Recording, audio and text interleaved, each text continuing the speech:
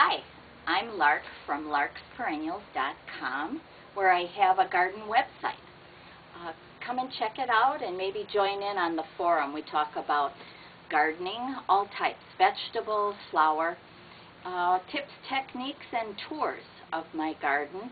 And hopefully you'll post some pictures so we can share each other's gardens.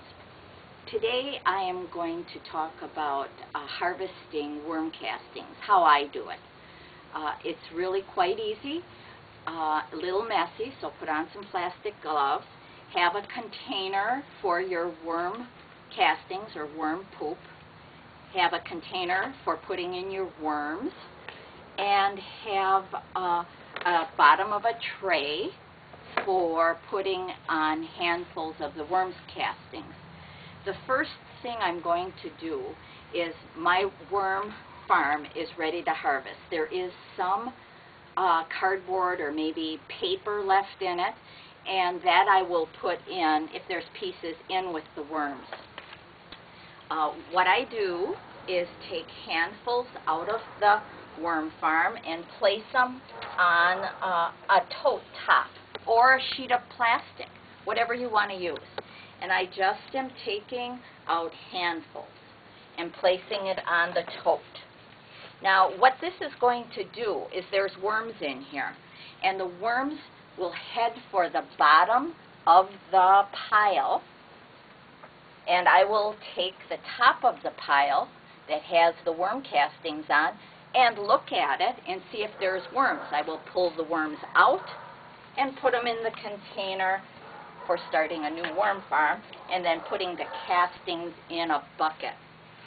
Now I have some worm castings that I put on a tote tray top before, so they've been sitting for about a half hour.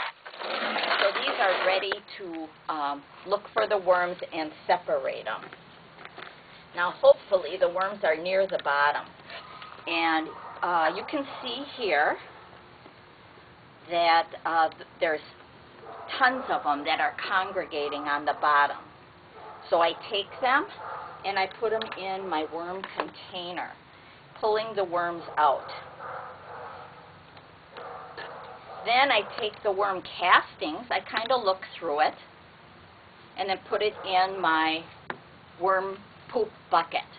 Now, you will probably have worms, tiny worms or worm eggs in the worm poop. Doesn't matter. I just am after getting a majority of the worms. So I look through it. I don't see any cardboard or paper, so I throw the worm poop in here. Then if I see a worm, I put it in. Here's more castings. So I go to the next pile. And I look to see if the worms went to the bottom. Sure enough, look at the tons of worms here. So I'll grab them and put them in my worm container. Now this is tedious work, so maybe put on a headset with your music on, or just listen to the birds on a pretty day. But this is how I separate it. Putting the worm poop in the worm poop bucket and putting the worms in the worm container. And I go through this over and over again until I have this tote empty. And I have tons of worm castings in here. You can see the worms over here that I will be pulling out of the worm bin. This is going to take me quite some time, and you can do it in a couple days. It doesn't matter. But this is how I separate it. In piles, lift the pile, look for the worms on the bottom, pull the worms out, keep pulling the worms out. Here's some shredded paper that was left. Put that in with the worms. They'll eat that again. And just keep doing this. And then take the worm poop, this here has no worms in it, and I put it in the bucket. Now I've heard that you shouldn't let your worm poop dry out. It should be kept moist. So I keep a top on mine. Now, I don't know, it was on YouTube that I heard this, that some of the beneficial nutrients, if they dry out, aren't that good anymore. So it's better to keep it a little moist. So that's what I'm doing.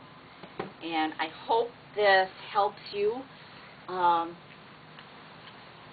harvest your worm castings. My granddaughters usually like helping with this. They like picking the worms out. So if you can get your kids to help you, great way to get them involved in gardening. So thank you for tuning in to my channel on YouTube, and please visit my website. Join in on my forum, www.larksperennial.com. Thanks.